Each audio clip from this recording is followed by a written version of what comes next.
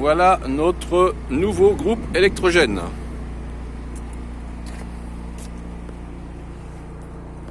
La Kia EV6.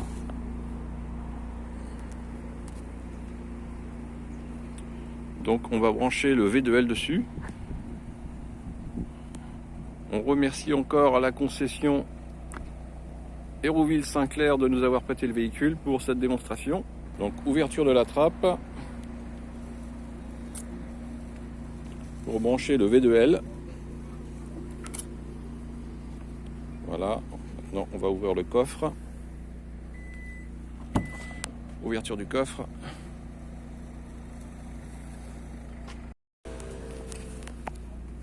Voilà la prise V2L. Ouvrir la prise. On va brancher la prise sur la voiture. Deux petites impulsions ici, là, pour ouvrir. Voilà, alors j'ai fait un petit boîtier de sécurité avec à l'intérieur un petit compteur de consommation. Comme ça, on va voir combien ça consomme.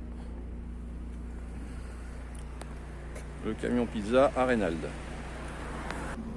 Alors, j'ai la prise, le fil, il va jusqu'à là-bas pour alimenter le camion pizza. Donc on va brancher la prise sur la voiture. Voilà, j'espère qu'on voit bien. Donc là, il est bleu. Vous voyez, le petit voyant est bleu. Donc pour déclencher la charge, il faut appuyer ici. Et là, elle devrait passer au vert. Voilà, là il est vert, donc ça veut dire que le boîtier est en marche. Donc on va couper le groupe électrogène qui se trouve dans la remorque là. Et on va prendre la prise et on va le brancher directement sur la prise là-bas. Alors le groupe électrogène de Reynald, il est là-dedans.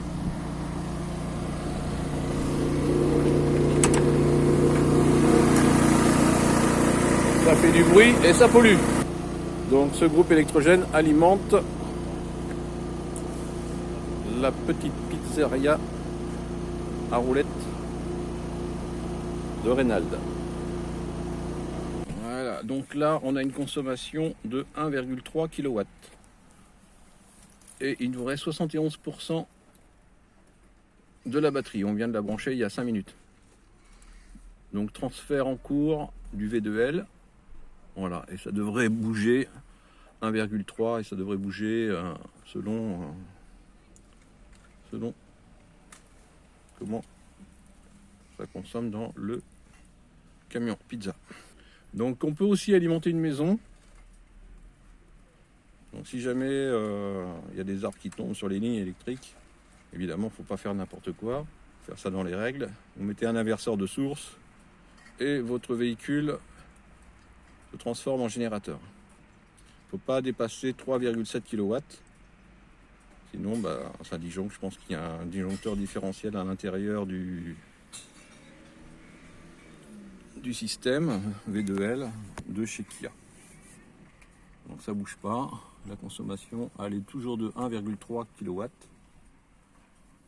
Et on a une capacité de 1,3 kW. Et on a une capacité de 3,7 kW. Donc on a de la marge pour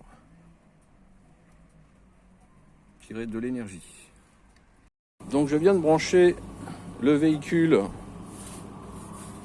EV6 sur la pizzeria. Voilà. Donc on a une consommation et on voit un débit, on est à 2. Et on va voir la consommation d'ici 1 ou 2 heures. Combien ça a consommé. Et tout fonctionne. Voilà, ça fait à peu près 1h15, 1h30 que on est branché. On a consommé 1,3 kW. On est parti à 71% et on est à 69. Instantané, on est à 1,1 kWh. kilowatts. Kilowatts. Donc ça n'a pas consommé beaucoup. La voiture, elle rigole. Un super groupe électrogène. Je sais pas ce que vous en pensez. Donc, on est toujours dans le vert.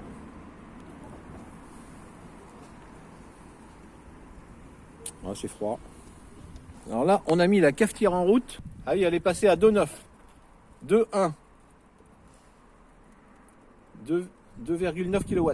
Évidemment, là, la cafetière est en route. Alors là, on va débrancher la prise V2L.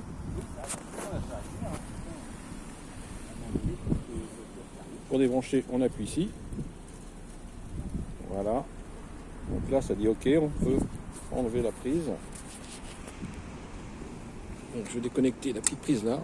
Voilà.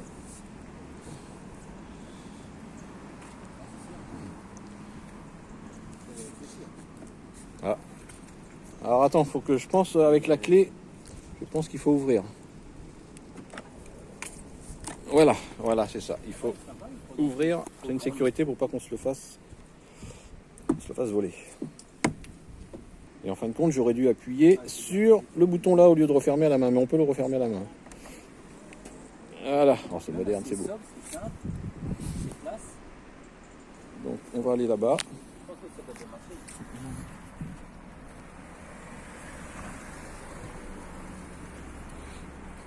Ah, donc